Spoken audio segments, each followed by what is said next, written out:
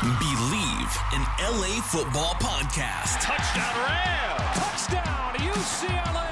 Recovered by the Chargers. The Trojans back in front. Touchdown Wildcats. With your host, Ryan Dyrud, on the Bleav Podcast Network and LAFBnetwork.com. This is your destination for Los Angeles football.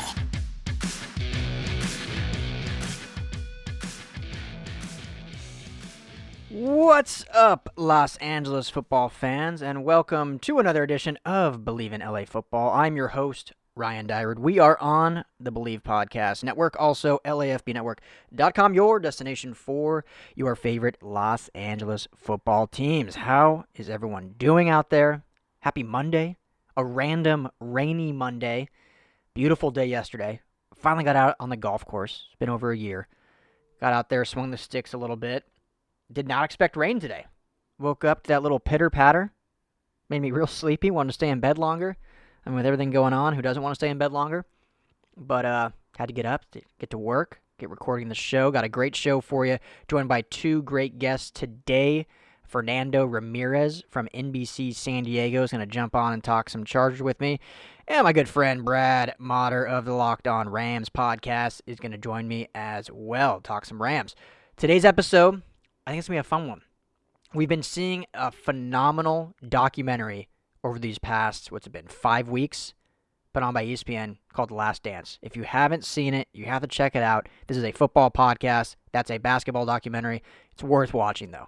Worth watching. Focuses on Michael Jordan and the Bulls, specifically their 98 championship run, but it basically highlights and documents all of Jordan's career, kind of including the careers of Dennis Rodman, Scottie Pippen, Phil Jackson, all the counterparts of those teams.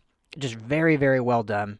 It's fun to watch it because it was produced almost live during the taping. They were like adding stuff for the next weeks as they released 2 episodes every week.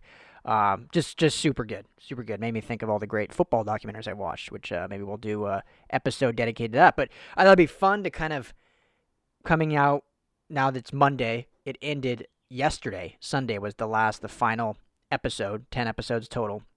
And so I wanted to pay a little homage to it and somehow incorporate some Chargers and Rams talk into that. So we're going to do some Chargers kind of looking at some of the best, well, for both the Chargers and Rams, some of their best teams that didn't quite get over the hump. So looking at the last episodes, they were really kind of focal point on the Utah Jazz. Many basketball teams. You know, Pacers with Reggie Miller.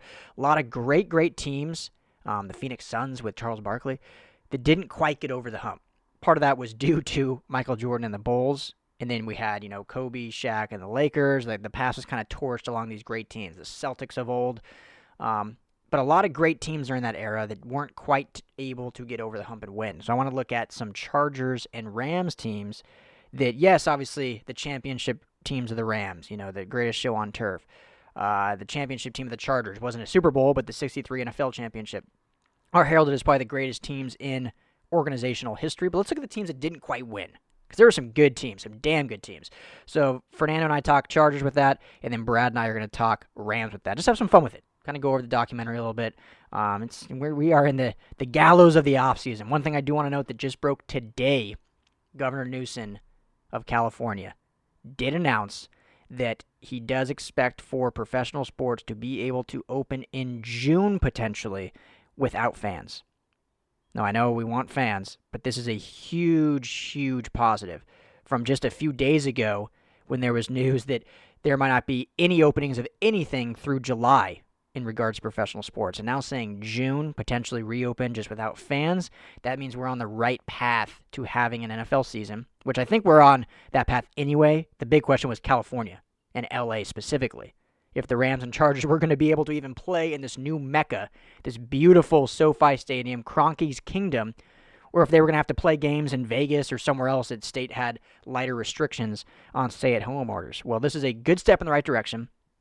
Obviously we pray by late August, early September that these games can go on with fans even. I mean, that seems like such a far cry away from where we are right now. Hard to imagine 75,000 people all sitting in close proximity. I don't know if that's happened, but at least if we can have the games, even if it's without fans, we will have live sports. I will bring you live action however I can do it. but we'll have something to talk about. We'll have games to bring us joy yet again, and hopefully we can get to the path of having fans in the stands as well. Might look differently at first. Might be a half crowd with everyone sitting seats apart. It's going to be weird. It's going to be very strange, but at least we're in the right direction now. Happy to say it seems like after months of preaching of stay at home and, stop the curve or whatever, flatten the curve, and then saying, well, now we're just going to wait for a vaccine, and now maybe taking that back a notch, saying, you know what, okay, maybe we will reopen a little bit just without fans. So, hey, I'm pumped. That was just announced today. I haven't even fully heard all the report, but it was announced. So we'll kind of chew on that and see where we are later in the week, how that's looking, as we are already on the back end of May, which is insane. The back end of May. So June is right around the corner, meaning NFL training camps right around the corner, starting in July. So that sounds like with this being announced that training camps will be able to happen. Maybe, probably not with fans there, but at least the players practicing, getting acclimated, rookies getting up to speed in the NFL game. Doing this all virtual is great, but you got to be on the field with your teammates. Timing, camaraderie, you got to be doing all that. So hopefully this looks like we're heading in the right direction. So, excited about today's show. Talk a little Last Dance, Rams, Chargers. Got to talk about my friends at Bet Online. Before we get going, thank you for sponsoring the Bleav In LA Football podcast. I know you're waiting this out at home, but you can still have some fun betting with our partner, betonline.ag. I know currently no NBA, NHL, or MLB. Hopefully that's changing soon. But don't worry, BetOnline still has hundreds of games, events, and sports to wager on. NASCAR's back. I believe yesterday, Sunday, was the first live NASCAR event. Heard the roar, the purrs of the engine out there. There's Madden, NBA 2K simulations, which is kind of huge right now. It's crazy. Big, especially if you're on social media, you see tons of people talking about these live Madden, NBA 2K simulations where you can go to betonline.ag and bet on that. UFC's been back now for about a week. That's been fun, having some live sporting event there. I know they've probably seen their, at least ratings. I know they're not people there watching, but their ratings, I'm sure, have grown, and their pay-per-view pricing and payouts, I'm sure, has grown. And, of course, there's the online casino, poker, and blackjack. So coming up next Sunday, so a week from yesterday, BetOnline has ex-Chicago Bulls Horace Grant, Bill Cartwright, and Craig Hodges joining to discuss the Michael Jordan doc, which we're talking about today on the podcast, ironically, on what they call After the Dance.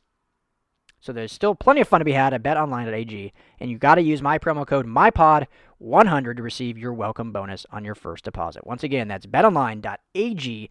Make sure to use my promo code MYPOD100, MYPOD100. BetOnline, your online wagering solution. Make sure to check that out. Have some fun there. Looking forward to that little After the Dance documentary. But without further ado, let's get into the Last Dance that we're going to talk about on Bleav In LA Football involving the Chargers and Rams. So here is my interview with Fernando, and then we'll get to my interview with Brad right after that.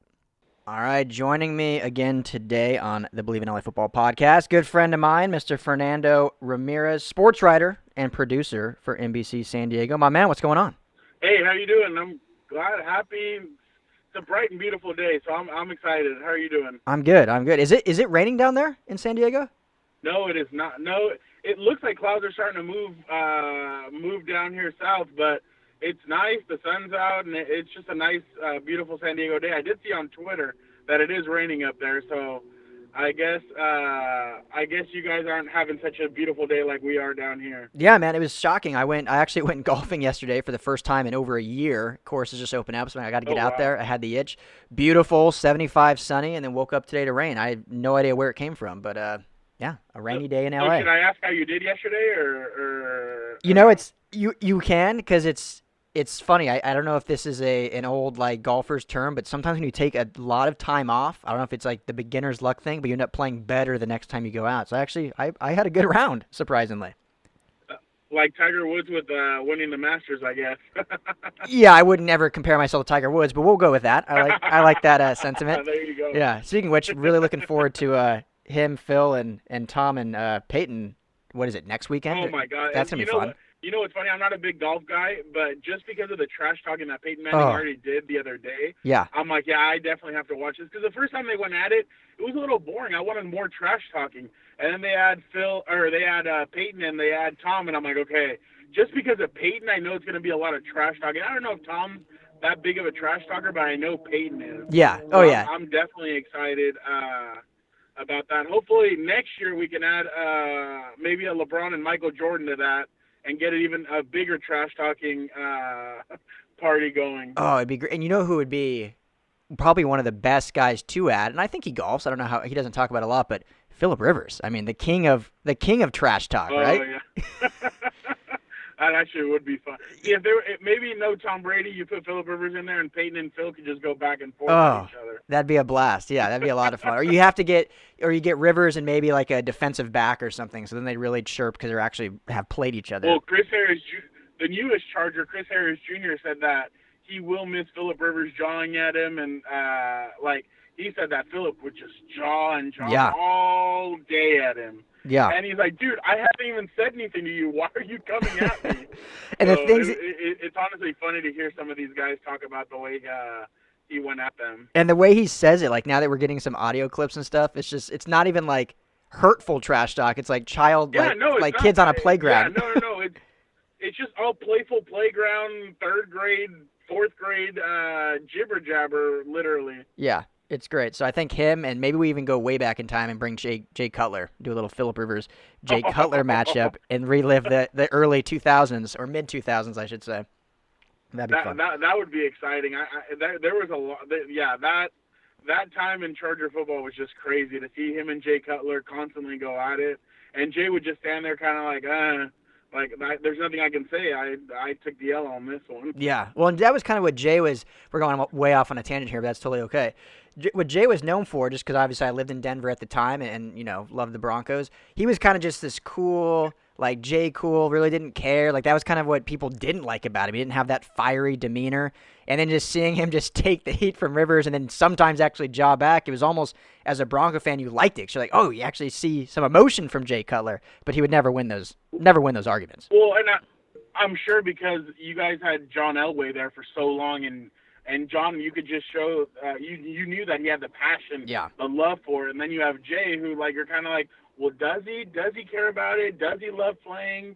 And he didn't come Phillip will come out and say, I love playing ball. Yeah. I love doing it. You hear Peyton Manning, Tom Brady, they all say they love it. You wouldn't really hear Jay be one of those guys that would say, oh, I love playing. So that's why I feel like some people were kind of like, oh, does he love it? Does he not? Like, is he just in it for the money? For, what's going on? But, hey, at the end of the day, I mean, you have to love what you do. If not, you're going to feel like you're at work every single day. Yeah, and that was his kind of his downfall, I guess, his whole career. And even the way he ended it, basically decided just mid-season, or not mid-season, but mid-off-season to take a contract with Fox, and then last minute comes back, plays a pretty bad year, and then just quietly walks away again into the distant memory, and everyone forgot that he even played that season. So he had a very... and it's like, is he going to go back to, and I thought, maybe he'd have his contract ready to go with Fox as soon as he was done, and nothing. I was like, wow, I mean, I guess they really did get, they didn't like that he just halfway through just said, oh, nope, sorry, bye, and you left. Yeah. I was really interested to see what he was going to do in the booth, to be honest. I was too. I thought he could have actually been pretty good. So we'll see. I'm with you 100%. We'll see if he gets another crack at it. So, well, today I thought it'd be fun, and we were talking a little bit last night. This amazing documentary series that just wrapped up last night, The Last Dance, about the 98 Bulls, but it really covered the entire Jordan saga, Scottie Pippen, Dennis Rodman, Phil Jackson, all that. Never talk basketball on the show. This is LA football, but I thought there was a way we could intertwine the two and kind of have some fun with it. But first off, let's just talk a little bit briefly about The Last Dance. Obviously, you said you watched it. What'd you overall think of this basically series that captivated the nation in a time when no sports were on? It's crazy because I remember watching Jordan's last season. I was at my grandparents' house a lot, and I remember watching the 98 Bulls, and I would ask my grandpa, who is that? And he's like, that son is one of, if not the greatest basketball player of all time. And I would watch him, and I'd be like, oh my God, he never missed. So it was crazy that he just, any shot, he could have two people on him, he would hit shots like that. So it's crazy. But to get the in-depth, first of all, I'm surprised that a guy like Phil Jackson would allow a camera crew to follow them around for it. But, I mean, I understand. But it was just crazy to see the way Dennis Rodman taking off to go to WCW. And I saw a tweet where it said that he got fined $15,000 for not showing up to practice, but WCW paid him $250,000 and they allowed him to use the private jet, Vince McMahon's private jet, to fly down to wherever they were. Yeah. Like, that was just crazy. Like, it was awesome to see. I mean, he misses practice, he goes, then they're trying to sneak him out of the arena without talking to the media, and he takes off like running, while the media is trampling over themselves to try and get an interview with him. But I thought it gave us a good in-look depth. I mean, I didn't know Dennis Rodman's story all that well. I'm talking about, like, from a kid. Like, he played basketball at, like, a whatever university, like, not well known. Like a high school, basically. It was honestly, high school. It was a miracle that he made it to the NBA, coming from such a small school. And then Scottie Pippen's story, and then Steve Kerr. I mean, I knew a little bit about Steve Kerr's story, but to hear, like, the in-depth about his dad and everything was just nuts. And then obviously Michael. I wish they would have incorporated Michael's family a little more. Like, I know they showed him last night, but I did want a little bit more about maybe. I mean, I know it's a documentary about the '98 Bulls. Mm-hmm. But it would have been awesome to hear a little bit more from Michael's family, just on, like, what it was like growing up with him as their dad and stuff. Like, just, I mean, when athletes have kids, a lot of people are like, oh my God, that guy, the expectations are high. Yeah. So just wanted to know a little bit more about that. But I just thought ESPN did a great job. I know I saw somewhere where they were getting ready to put the documentary together in May. And when LeBron came out and said, hey, we should get it now, they had to scramble around and do all the different interviews. I know that John Stockton's was, like, at the end, like, that one they did it last.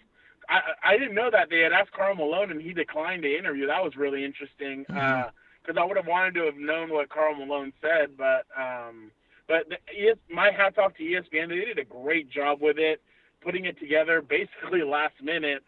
It was just so great to see everything. The timeline of how he came in as a rookie to his final season with the Bulls is just it was incredible to see. Yeah, and I think that's what made it so awesome to watch is a lot of it was being created as we were watching it. It was like that. That's why they're releasing like 2 episodes per week is they were, finishing some editing up from previous stuff to be able to release later. I think the amount of interviews they got, just how many, Isaiah Thomas being in there, even though they're still, you can see the bad blood between him and the Bulls and the Jordan. And I love that for some reason. And I love how as soon as that came out, Magic's like, and Magic Johnson now was like, I wasn't the one that stopped him from coming to the Dream Team. Now everybody's pointing the finger to see who was the one that stopped him from coming from to the Dream Team. But you know what I really took away from it is that Michael Jordan, everybody can say what they want. Oh, bad teammate. Oh, he trash talked or whatever. He was the glue to that whole thing. He was the one that like he leaves and the team. I mean, they were good, but they weren't what they were with Michael Jordan. Michael Jordan was the glue of that team. And because he was there and because of the trash talk and everything he did, he elevated his teammates to play even better. Mm-hmm. And I think that's one of the things where is misconstrued about him and like a guy like Kobe Bryant, rest in peace, that people are like, oh, people hate playing with Kobe Bryant and Michael Jordan. When you hear all these guys, I never heard anybody yesterday or in the documentary at all say, I hate playing with Michael Jordan. Yeah. I hate Michael Jordan today. It's just one of those misconstrued stuff that people love to play. Like, oh, all the teammates love LeBron and everybody hates Michael Jordan and Kobe Bryant. No, that's not it. It's just everybody's different. All the players are different. But, hey, what Michael was able to do, put those guys together, yeah, he trash talked. But, I mean, hey, that's fun. Like, doing that kind of stuff is fun. Like, trash talking your teammates and everything. I don't know. I just came away looking at him as an even greater basketball player. From the documentary, to be honest. Yeah, no, I agree, and it just shows that leadership can take so many different forms. Because you mentioned the whole. There you go. That's exactly right. Yeah, you mentioned the whole mantra of Jordan and not getting along with teammates, and yeah, I mean, correct me if I'm wrong, but you just said it throughout the whole documentary. Almost all of his teammates came out and said flatly, like, "Oh yeah, Jordan was an asshole. Oh yeah, Jordan pushed this," but no one once said like, "I hated Michael Jordan. I hate Michael Jordan to this day," other than like opposing players. But all of his teammates. You could see, yeah, exactly. You could see the fondness still, even though he did push them to a level maybe that was too much for some of them, but they all appreciated him, valued him, same with Kobe. And then, LeBron takes a different leadership that's more of the nurturing, let's have fun, let's be brotherhood. It's just, it can work for different people. Leadership is not a one, size fits all. It comes in different forms and sizes, and Jordan's obviously worked with 6 rings. Kobe's worked with 5 rings. LeBron's worked with his 8 appearances. So it all is what it is. So last thing about basketball before we get to the Chargers, I was watching one of the episodes and I tweeted out, because it's always been, I mean, these debates are pointless anyway when everyone talks, is it Michael, LeBron, who's the best of all time? Oh, yeah. But 100%. when I look at it, and I'm not a huge basketball guy, I watch it as a fan, but I don't get into depth. But to me, if we're really going to truly have a debate, it's, to me, Michael versus Kobe because of the style they played, the position they played, the size, everything. And then it's LeBron and Magic because the size they – to me, comparing LeBron and Michael is like comparing Jerry Rice to Tony Gonzalez or Antonio Gates. 2 of the greatest at their position, similar, obviously, because they're both receiving. One's a tight end, one's a receiver, but they both playing similar. But it's too different to truly cross the 2. I don't know if you have ever thought of that or if that makes sense at all to you. No, it makes sense 100%. And the thing is that you saw, I think it was episode 5, where Kobe's just sitting there and he's like, without him, there's no me. And you it just hit you like, oh my God, we had known Kobe we had known Kobe was competitive, everything, and that he loved Michael, but to hear him actually come out and say, without him, there's no me, that just makes it even, crazier. Yeah. But, I agree with you. And the thing is that Magic Johnson, I mean, people can say LeBron plays all 5 positions, but Magic really did have to play all 5 positions at some point. He had to play center one game, and I think he put up 42. He got, 15 rebounds. I can't remember. It was in the finals. But it's just one of those things where it's like Magic Johnson was truly a different kind of player it's like you said, him and LeBron are the same, which, LeBron's game is obviously he elevates other teammates the way Magic Johnson did. And Kobe and Michael are more of the shooter, give me the ball at the end, get the hell out of my way, and I'm going to do this. And it's just been, I want to, watch growing up, because I watched more Kobe Bryant. Watching Kobe was honestly, it was special because, some people got Michael Jordan, but the people that got Kobe, you're like, oh my God, these 2 are exactly the same. And people have made side-by-side comparisons of them taking the same shot, and you're like, oh my God, they're clones. Yeah, they were cut from the same cloth. But it was funny. It was funny to hear in the All-Star game where Michael was like, y'all see that kid in the Lakers uniform, 18 years old? Man, that guy talks a lot of crap. And you're like, you just you can't. And with everything that happened with Kobe and everything, you can't do anything but smile because you're like, dude, exactly you could tell Michael was annoyed with him. He would call him his annoying little brother, but you could tell he loved Kobe. So it was just one of those things where I would say exactly right. Kobe and MJ and LeBron and Magic Johnson. Yeah, they were just cut from the same cloth. And when everyone talks about LeBron and he doesn't take the last shot a lot, well, that's just like Magic. Was he going to dish it? Was he going to take it? And then with Michael and Kobe, it was their ball at the end of the game. So it's just different styles, 100%. Different styles of game, different styles of leadership too. Even the personality. You know what's crazy? They both gave it up. When it was their time, that one game, I just can't remember right now, where he dishes it off to Steve Kerr. Steve Kerr hits the game-winning shot. Game 7, Celtics-Lakers 2010. Kobe looked like he was about to drive. He throws the ball to Ron Artest. Ron Artest jab steps, hits the shot right in front of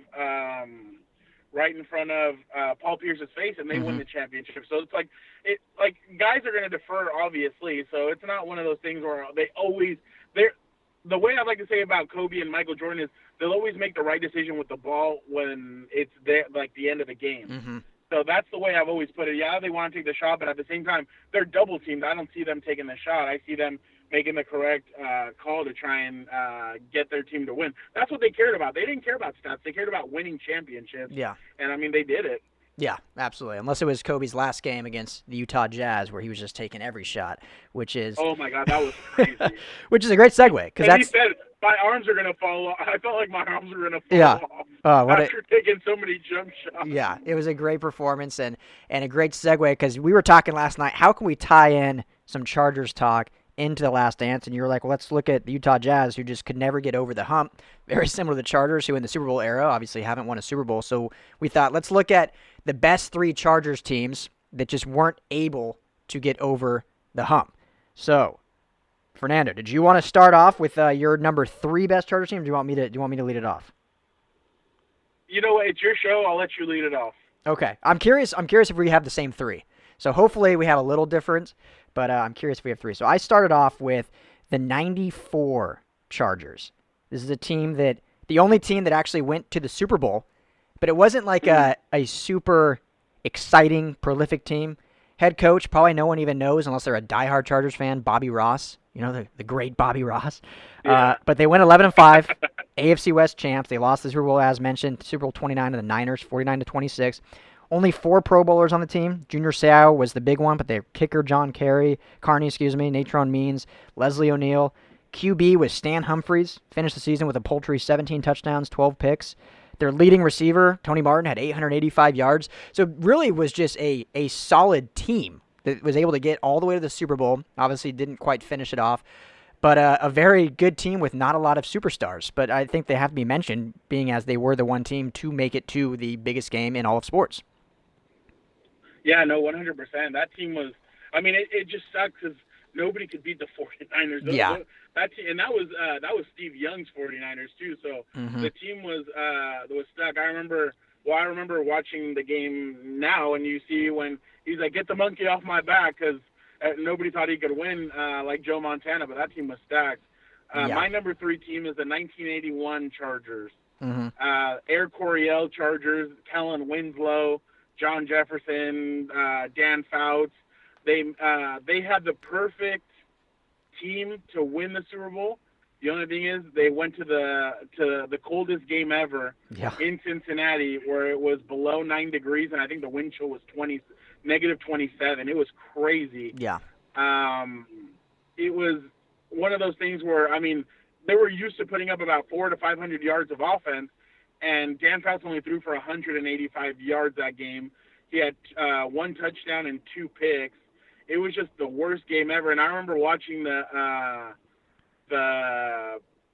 documentary on it, and Dan Fouts was like, "Dude, I go out there and I'm trying to heat my hands up, and I couldn't do it." And you're just like, "Oh my God, can you imagine if it would have been in a neutral?" Because they had beaten Miami down there in that humid game where Kellen Winslow Sr.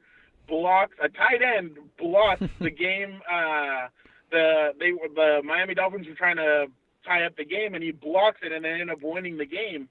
So it was just, you go from the extreme humidity of Miami to the extreme coldness of Cincinnati, and it was terrible because Don Coryell, that's the reason why he's not in the Hall of Fame from what the people that I've talked to, is because of his coaching record.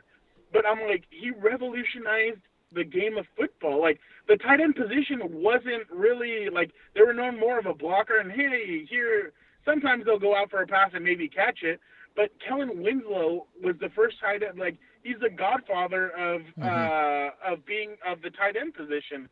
So, I mean, it's just a shame that team could never win a Super Bowl, to be honest. Yeah. It's a shame. Oh, it absolutely is, and it truly shows much to the demise, obviously, of Charger fans, but truly shows the importance of home field advantage in the NFL playoffs and how, just as a sport, it plays such a huge role compared to other sports. As I think if this game was not even just in San Diego, you were kind of alluding to it, even if it was just on neutral surface, this was probably a Super Bowl winning Chargers team that would have probably beaten that Bengals team. We're talking about this list because last night I was telling my brother. My brother's a huge Chargers fan, and they moved. He doesn't care. He just cares about them winning. And we started talking about it, and he's like, "So you just want to piss me off with that question, don't you?" And I'm like, because I try and talk to him because he knows the game and he understands it, not from a fan's point of view, but he understands it from like X's and O's and stuff like that. So I was kind of talking to him about it, and I asked him the question. He's like, "You just want to piss me off, don't you?" And I just start laughing. I'm like, no, it's a serious question. He's like, well, they pissed me off this time and that time and that time. I'm like, oh, okay. So he kind of helped me build this list. So, but honestly, but yeah, that's I jumped to left field, but yeah, that's my number 3. Yeah, well, I mean, it's perfect because my number 2 is real similar. There could be the argument of the 79 to 81 era, or maybe the mid 2000s as kind of the golden era for Chargers football. So I actually went with my number 2. My number 2 as the 1980 Chargers team, just a year prior. And basically, just because of the statistical, they lost in the conference championship to the Raiders, so just weren't quite able to make it to the next to the Super Bowl, I guess you will. But Dan Fouts with his 4,700 yards and 30 touchdowns, and it was the first time in NFL history that there were 3 receivers with over 1,000 yards. You had John Jefferson with 1,340, Kellen Winslow with 1,290, and Charlie Joyner with 1,132. So just that accomplishment, and as you mentioned, Don Coryell, how he was just able to revolutionize the game. And if we're on the talk of Hall of Fame, if these owners are going to get in for what their contributions to TV ratings or television deals, marketing and advertising, if we're getting in for that, you have to get in a coach that literally changed how offense is played in the sport of football. Exactly. So that alone should get him in. And then what he did in these 3 to 4 years from 79 to 82 was, these Charger teams were so good. Their offense averaging over like 6,000 yards per year was unheard of in that day. Nowadays, you see these, Rams and Chiefs of the last couple of years, and that's kind of more normal, I guess. But this was not how football was played back then. And Dan Fouts and Kellen Winslow and Eric Coryell, they were doing it. So I have the 1980 Chargers. A different owner then, too. Eugene Klein was the owner of the team. Chargers fans might be interested to know that. Yeah. My number 2 was the 2009 Chargers. Start off the season 3-3. End up winning the next 10 straight. They play the Jets in the divisional game. The Chargers had, I think, home field advantage. They play the Jets. That night, Vincent Jackson gets arrested for DUI. Phillip Rivers has to go bail him out of jail. 4th and 1, Sean Green. The Chargers offense just looked out of sync the whole game. They have a chance to stop the Jets on 4th and 1, and they weren't able to, and the Jets go on to beat them and go and play, I think, the Indianapolis Colts, which the Colts would have had to have come there.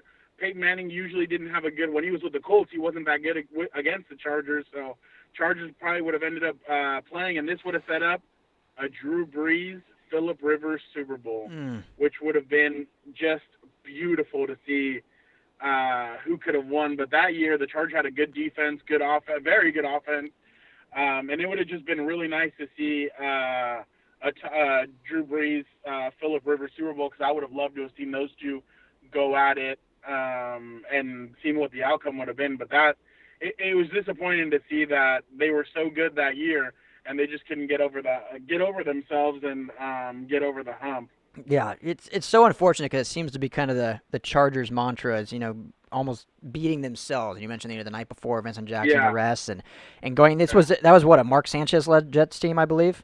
Yeah, that was Mark Sanchez, Rex Ryan coach. Yeah. The defense, they had Darrelle Revis and they had some good weapons, but they should have. The Chargers should have beat them and beat them good because the Jets had nothing. They just beat, like you said, they just beat themselves, and it was one of those things where you're like, dude, come on, you had a way better team than them. And that Colts team wasn't even that good either, and they probably could have ended up being, because that's when Phillip Rivers had Marcus McNeil at left tackle. They had Goff. They had Nick Hardwick. They just had a really good offensive line. Yeah. And they were opening up holes for the running backs, and it was just so sad to see them throw away that opportunity to possibly win the Super Bowl and give us all Drew Brees versus Phillip. I just go back to that because I just love – it's not a rivalry, but just to see Drew Brees go up against his former team and Phillip Rivers and everything is just that would have been perfect. Yeah, they're two guys. Like when quarterbacks are drafted in the same year, they're two guys that will always kind of be tied together in some way because of what transpired. And that kind of leads to my number 1 team. I'm surprised we've had 4 different teams so far, so I'm curious if our number 1 will be the same. I went with the 2006 Chargers. Yeah, ours is exactly the same. Okay, so that makes sense. So we can kind of just go back and forth on this one. This team was so good. It was, speaking of Drew Brees and Phillip Rivers, it was the first year Phillip Rivers became the starter, was handed over the keys to the car, led by Marty Schottenheimer. They went 14-2. Were just dominant throughout the entire year. 11 Pro Bowlers. It was the year LaDainian Tomlinson led the league in rushing and broke the single-season record for rushing touchdowns. Rivers had a solid first year, but obviously this was LT's team, and then they ran into Tom Brady and the Patriots, and were stunned in the first round, or divisional round, with the last-second field goal, I believe, to lose 21-24. And it just it adds to the list of teams that really this was the best team in football, and this is the team that should have won the Super Bowl and ended up losing in the second round of the playoffs. And it's crazy because that all started, I don't know if you remember, but Steve Foley gets shot right before the season starts by an off-duty officer.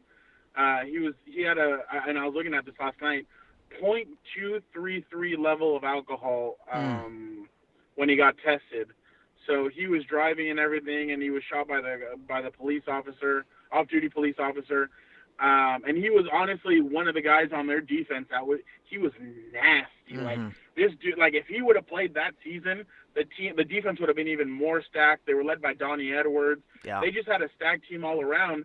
And that Patriots team wasn't even that good. If we really look at it, they had Troy Brown, they had Rashae Caldwell. Like they didn't have that much to begin with, and it was just Marlon McCree intercept that, get down. Like, and that's the thing. I've always given Troy Brown credit because Troy Brown has always been that guy that would do anything for a team.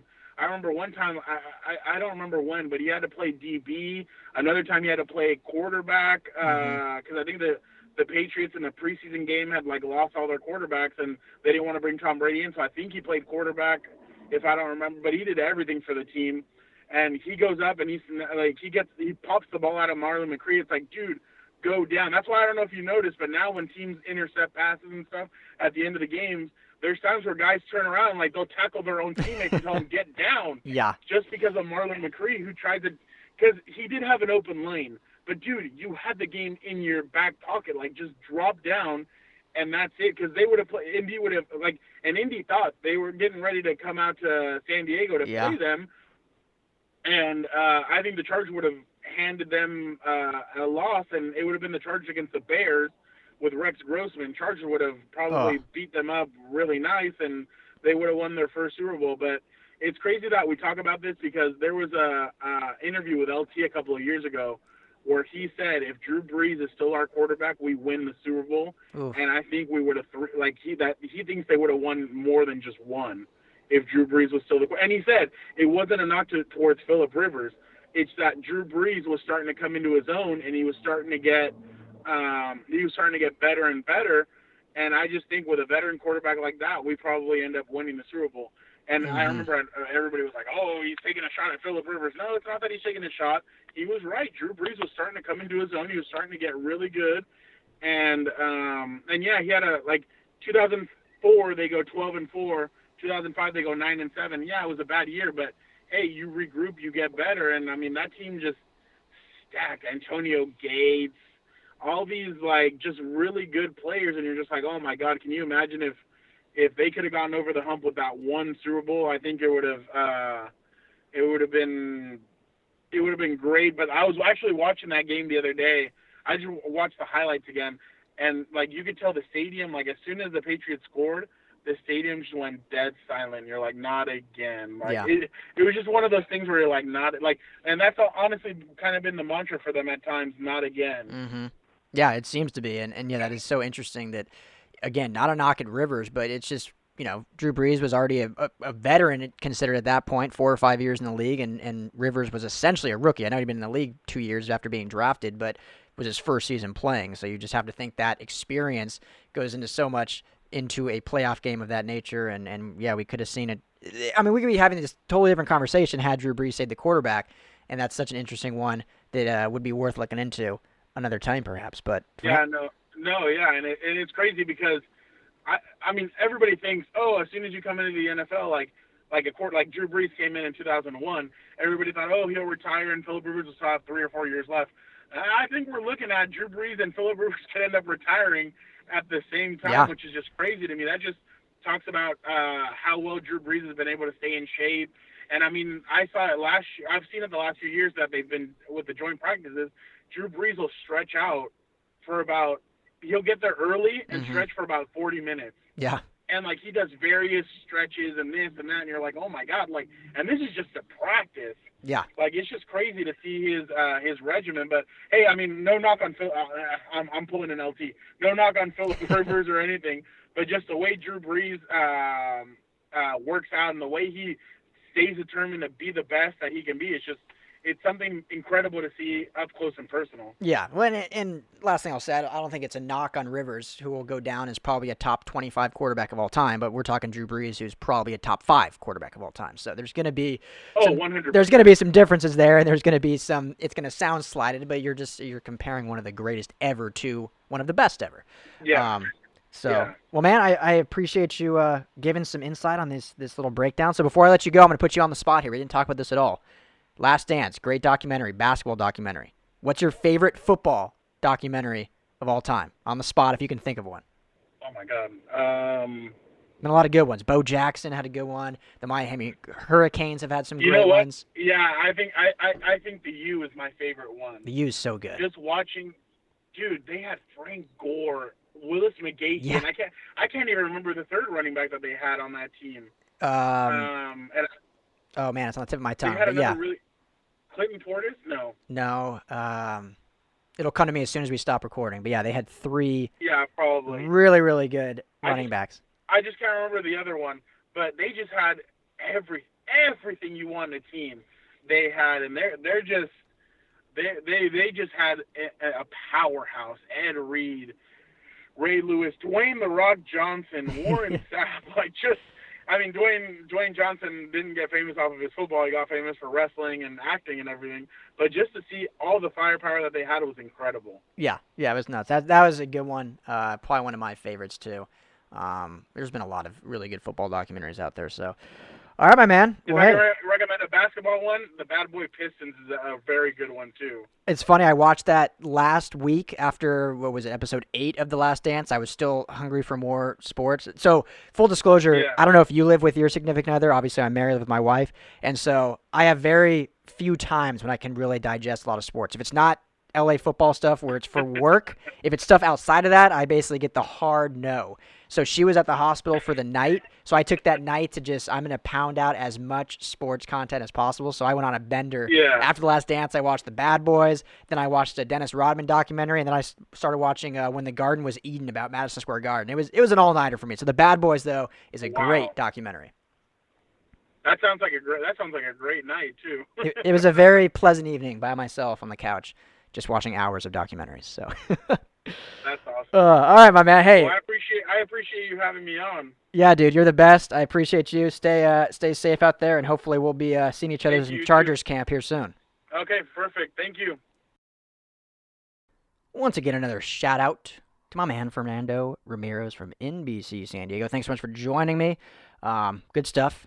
Love talking Chargers. We got a little more into The Last Dance there than I was expecting. It was fun, though. It's sometimes fun to just talk other sports, and that's been the talk of the town since that came out. So that was a lot of fun. So thanks, Fernando, for joining me. Hopefully you Chargers fans enjoyed it. And now for the Rams fan, let's see the Rams side of this. Who are the greatest Rams team that never got over the hump? Brad Madar joining me right now. All right, my next guest on the Bleav in LA Football podcast. It's been on a couple times. My good friend now, Mr. Brad Madar of the Locked On Rams podcast. My man, how you doing? Oh, man, I'm doing good. Fresh, ready to start another week here I guess still quarantine, still shut down a little bit, but it sounds like things are slowly moving a little bit. But, of course, always excited to jump on and talk some football with you. Always good. It's crazy. I feel like we've talked, I feel like, 2 or 3 times during this quarantine.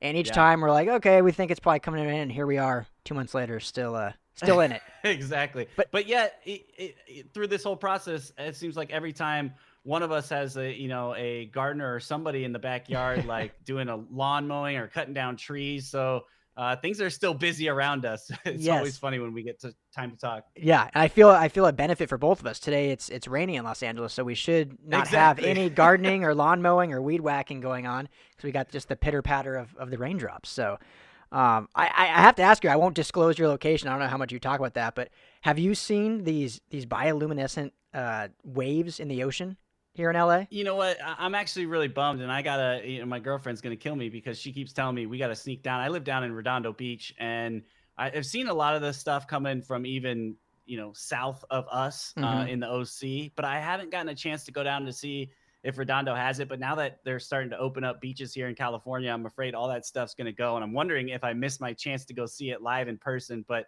that might be a midnight mission tonight if it's not too late to go see if it's still down there by us here in Redondo. I'm telling you. So you should tonight make time to go. We went last week. Probably outing myself that we did it illegally, but we went last week to Santa Monica about 10 p.m., went out on the beach, and I was skeptical. I didn't think we'd see it. I thought it was like, one of those phenomena that, random people that are influencers see, but not normal people. And so Right. we go out there, and dude, it was everywhere in Santa Monica. So, I mean, you're not that much more south, or even take the 20-minute drive up to PCH, but it was pretty cool. I think it was last Friday, so you should still be able to see it if you go tonight. But I know what you mean, before the beaches are just overrun with people. Exactly. And it's so many times where I'm like, let's do it tonight. And then it's like 10:30. I've got like 2 or 3 beers down. I'm like, you know what? Maybe tomorrow. And I think I just need to suck it up. And we're a 10-minute walk, so I got to go see it if it's still there. Yeah. Well, and the weird thing, and this is probably horrible to say, but I feel like because of this whole pandemic, some of the laws and restrictions, i.e. drinking in public, are even less strict now. So even just grab a six-pack and cruise down to the beach. I don't think anyone's going to stop you with that. If anything, they're going to be mad you're out in public, not drinking in public. Right. And we were doing that before everything was shut down. So Yeah, just another day in the life, Exactly. Another day living in LA near the ocean. So, well, Brad, today I thought it'd be fun on the show. I had a Chargers guy on earlier. We did. Now we're talking Rams, but The Last Dance. This has been a documentary that's been so well done, captivated American and probably worldwide audiences for the last 5 weeks, just wrapped up last night. First off, before we get into, kind of paying homage and adding the Rams culture into that, have you watched the documentary? And if so, what have you thought of it? Yeah, I think this is I think there's only a couple of shows in my lifetime that I've showed up on the time it started and wasn't going to DVR it, wasn't going to, like Game of Thrones when that was really going. I was there on HBO watching it. Hard Knocks, another one, especially when the Rams were on it. And then here again with the Michael Jordan, The Last Dance. I showed up on time every single time. I wasn't going to catch it on replay. I wasn't going to, DVR it or whatever. I've been addicted to it. And, I'm not the biggest basketball fan. And we talked a little bit off air, but I kind of grew. I mean, that was an era in which I grew up, in the Michael Jordan era. And I lived in the Midwest. We lived in Chicago, Indianapolis, Pennsylvania, Midwest, East Coast kind of during this time period. And, we were big Bulls fans. I had a, red and black and white room painted and all this different collectability stuff. I mean, I was big into cards at the time.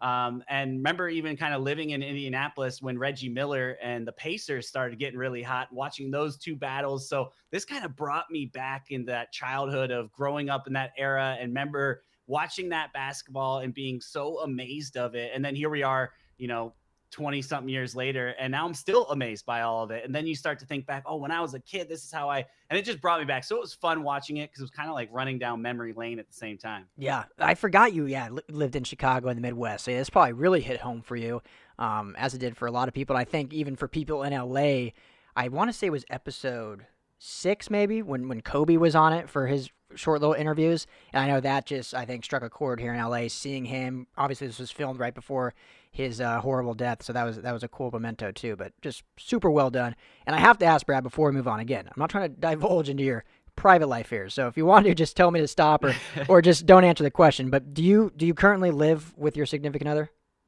I do. Yep. So I've always just over a year. We look back to this and go, man, if this was a year ago, I would have been stuck in a studio apartment in Koreatown, 7 floors up. I would have lost my mind. Yeah. Thankfully now we're here in a 2-bedroom apartment, got a little bit of a space. We're with our significant other. We don't have to figure out how we would have done that. So we think about that a lot, especially during this time. Is like, how different if we postponed or things happened a year later, we'd be kind of screwed in this scenario, just trying to figure out, how to get out and move during this time, which is kind of crazy. As you've seen, every once in a while I go outside and you see a moving van. I'm like, man, I can't imagine moving during this time, but glad that we got settled in when we did. Yeah, no, absolutely. So obviously that's a huge benefit there. But I've always been curious about this, talking to buddies that are married or live with their girlfriends or whatnot. And so my wife, bless her heart, loved her death, not the biggest sports person. We also live in a 1-bedroom apartment, so it's probably a little different. But for me to watch sports, talking specifically The Last Dance right now, if it's not related to my work, so if it's not covering the Rams, Chargers, Bruins, or Trojans, my wife is a hard no immediately. Like, nope, you watch enough sports for your job. You're not doing it on top of our, time together time. So how do you said you were there on the nose, on the dot. Is your girlfriend big into sports, or do you just you lay the hammer down and say, you know what, we're watching this? Yeah, I wish I was laying the hammer down on what we were watching, but usually the remote goes to her, and Yeah. all due respect. But she's a big sports fan, and that was one of the first things that we related on when we were friends before we started dating was sports. The one thing that we always do butt our heads on is we usually seem to be into other teams. I think she's a Chargers fan. I'm a Rams fan.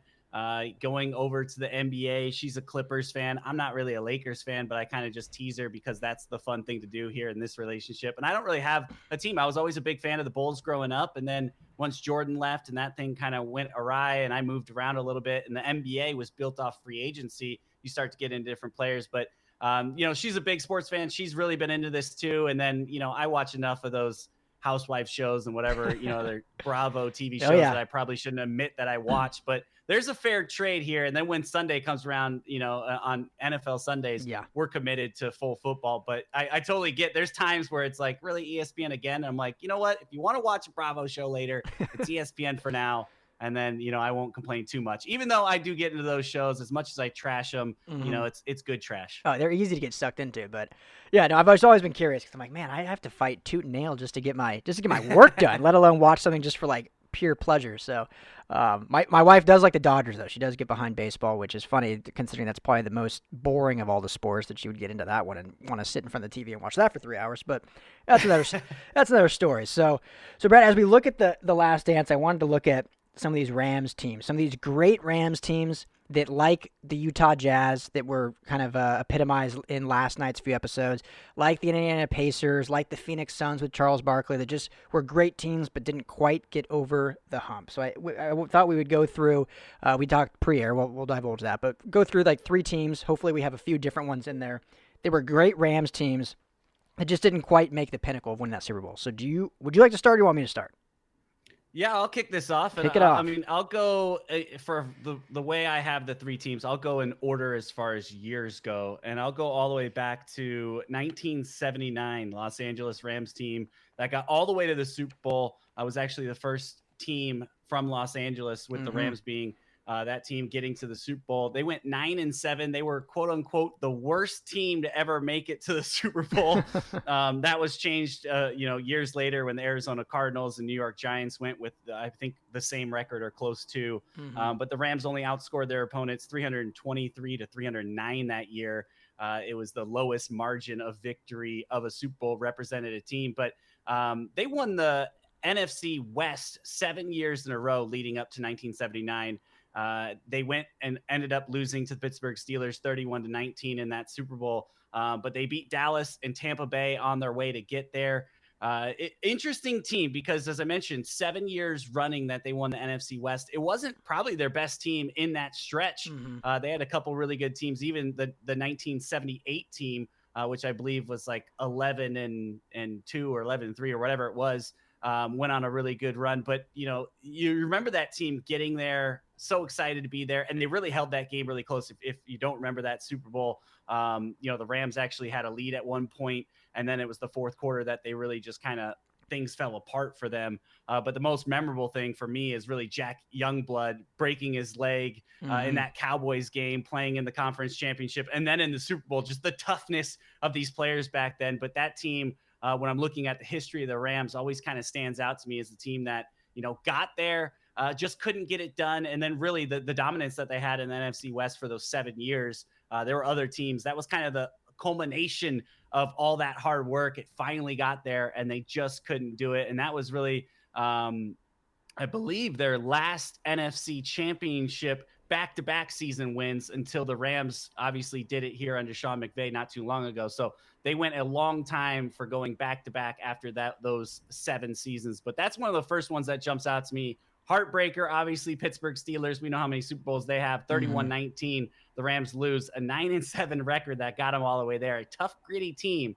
Just couldn't overcome those Steelers to get it done. Yeah, no, that's a great team. And tough and grit definitely is the reason. You mentioned Jack Youngblood, who's a Rams favorite. Actually had him on the show, and just an awesome guy when he talked to me. You just his tone of voice now, years later, you can just see the toughness and the fear that he probably put in players. And it's funny how teams can go on that. You mentioned the 7-year stretch of dominating their division, but this was the team that went to the Super Bowl. And sometimes it's just like the right time, right place is the year you get in. And for mine, my first one I'm going to talk about, it was more the opposite, kind of like wrong place, wrong time, and it's the 1985 Rams.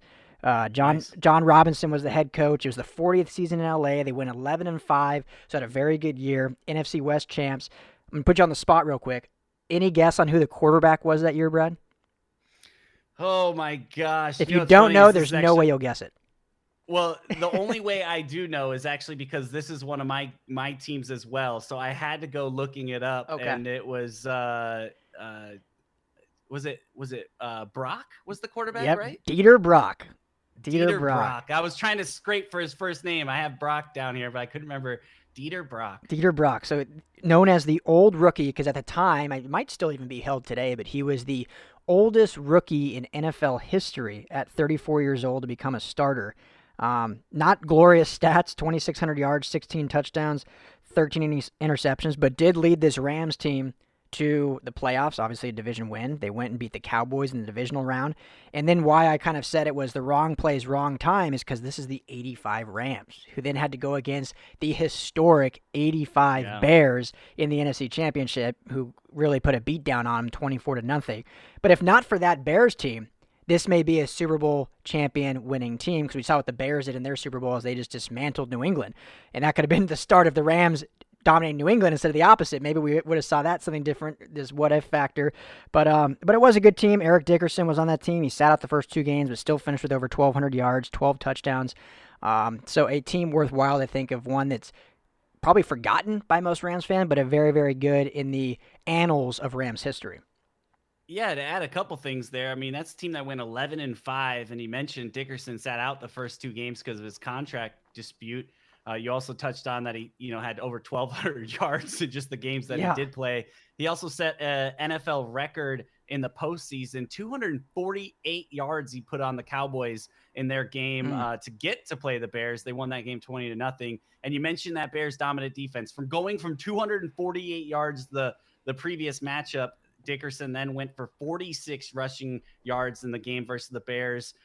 Brock, who you mentioned, Dieter Brock, just had 10 completions versus those Bears for 66 yards. They only gained 130 yards of total offense. You talked about it. Wrong place, wrong time. That Bears defense might go down as one of the best in history. And there were the Rams just happened to kind of put it together at the right time, beat out the Niners to win the West. And you run into these Bears team who really didn't care along the whole way. You look at that Super Bowl, one of the biggest blowouts in Super Bowl was a couple weeks following when the Bears, whooped up on the Patriots. So anyone that came against the Bears that year was doomed. But yeah, kind of a bummer because the Rams really put it together that year with, as you mentioned, one of the oldest rookie quarterbacks in Brock. It wasn't so much for the quarterback. He definitely did some things along the way, but Eric Dickerson, that defense really got him there. But then they ran into, just literally a wall in the Bears 85 defense. But man, that team was fun to watch. I actually went back and watched a little bit of that Bears Rams game to get an idea.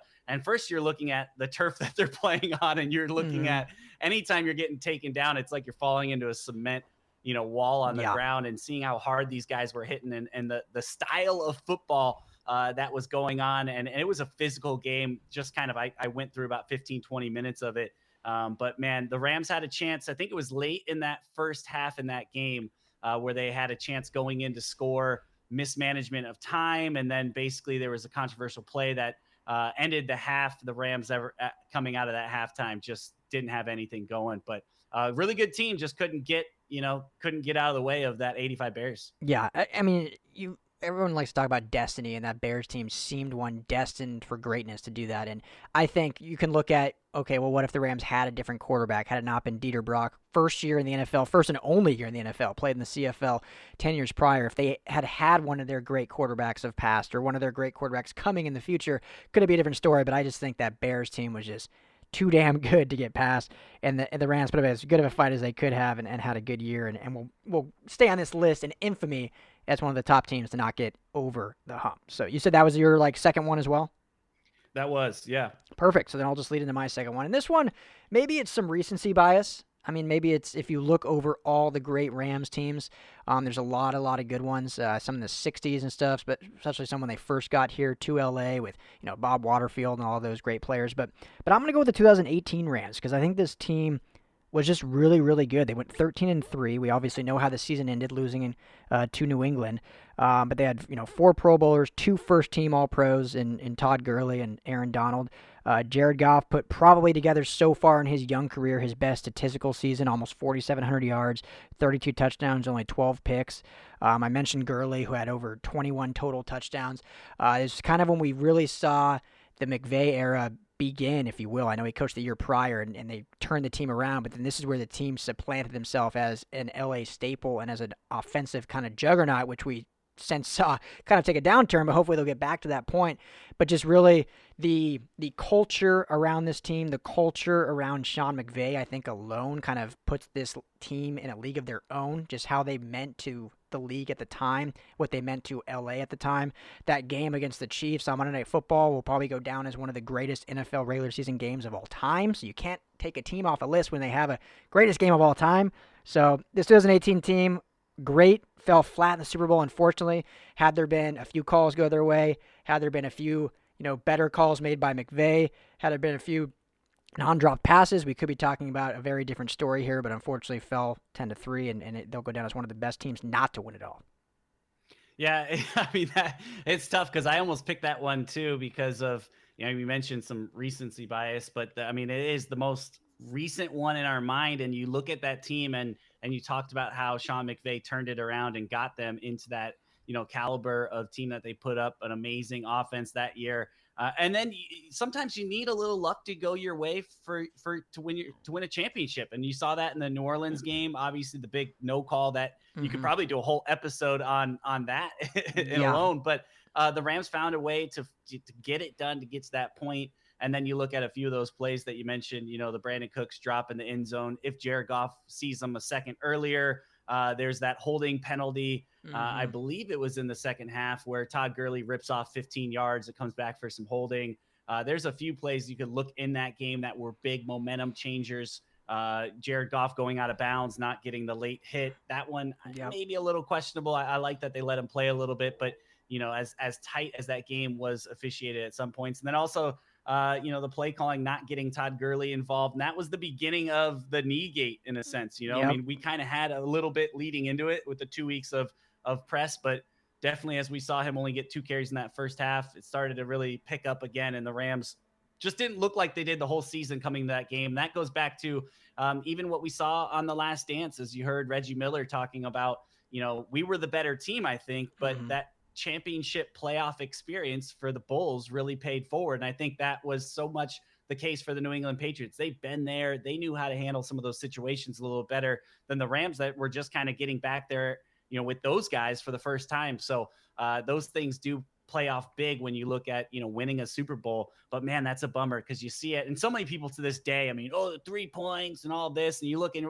the Patriots only got 13. Like, and this thing was close all the way to the end. And that defense played a heck of a game. One big play to Gronk near the end to kind of set up their big touchdown. But, a couple plays and then the Jared Goff interception at the very end, you'd like to have back as well. But that game, couple plays away from being very, very different. And the Rams, coming off as Super Bowl champs there. Yeah, Rams fans probably certainly do not want to hear this. I don't want to hear this, but we could see 10 years from now a New England edition, The Last Dance, and The Last Dance will be this game because since this game now, this team obviously is different with Brady and Gronk down in Tampa Bay, and so this could be kind of the feature of their last dance after their 6 Super Bowls. I saw Adam Schefter, tweet that out, who's got the footage of this last Super Bowl run. I was like, please no, I do not want to watch this historic, Tom Brady's the greatest. And he capped it off with Belichick against the Rams in a game that, very well they should have won. Yeah, it probably will get made, I'm sure. It's unfortunate that it has to end on the last episode against the Rams, but fingers crossed maybe they won't do it. So, all right, Brad. So I think we're on your last one. So your last great Rams team to not win it all. Well, unfortunately, it goes back to the same enemy, and this could probably open the series of The Last Dance for Tom Brady, and it's that 2001 Super Bowl. Where the St. Louis Rams go 14-2. They got the best offense, third-ranked defense. You're thinking that combination coming in is just almost hands down. They were 8-0 on the road. That's another thing you look back to when the Rams just recently is the game we just talked about. Extremely great road record. You got to be able to get it done on the road. Kurt Warner was the MVP that year. Going back the 2 seasons before, it was Kurt Warner 99 and then Marshall Faulk in 2000. So 3 straight years they held on to the MVP there. But man, that game was so crazy because coming into it, you thought about that offense and that high flying greatest show on turf. But they really struggled in that game and they went down early. A great comeback in the fourth quarter that we all remember. And one of the big plays, if you're talking about what changed the momentum or could have really changed the momentum, is that the Rams went for it on 4th and goal. I think it was from the 3-yard line.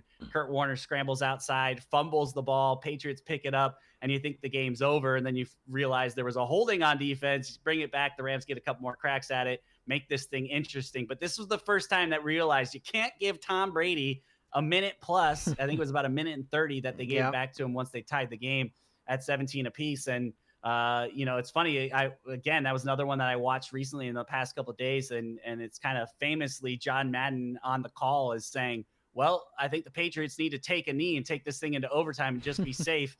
Instead, they come down the field in about 3 or 4 plays, get to the 30-yard line, and Adam Vinatieri hits the first game-winning field goal as time expires in Super Bowl history. And obviously we remember how that all went down. And the year after that, Kurt Warner really struggles probably the next 2 seasons. Then he's replaced by Mark Bulger after that. And that was kind of the wrapping up of the greatest show on turf. But man, to think that Tom Brady got it early in his career versus the Rams and then late in his career versus the Rams. It's not surprising to me that both those make the list because those are two games, 2 Super Bowls that really got away from the Rams. And that's 2 extra rings that Tom Brady got in lieu of all that. Yeah, it's painful that the more we talk about it, the more I come to terms with this documentary is going to happen. It's going to start with the Patriots beating the Rams, and it's going to end with the Patriots beating the Rams for their 6th title.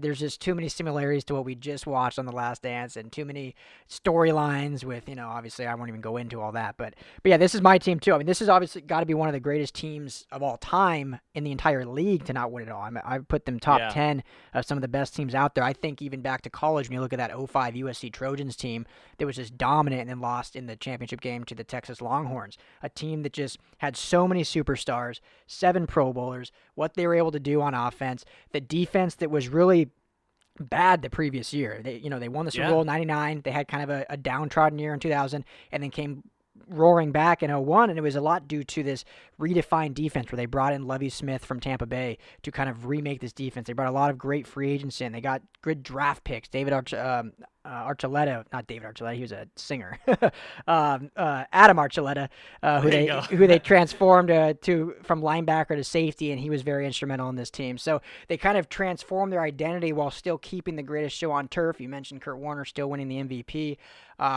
And just did so many good things and were able to implement Mike Martz's offense to full effect as he was now the guy at the helm. So it was sad how this team ended and how it really ended their run and kind of ended their namesake almost in St. Louis. They were still in the city for quite some time, but they were never really known for being anything worthwhile again after this game. But definitely a team that one of the greatest of all time and probably the greatest Rams team of all time not to win it all. So it's smart that we have them both on there.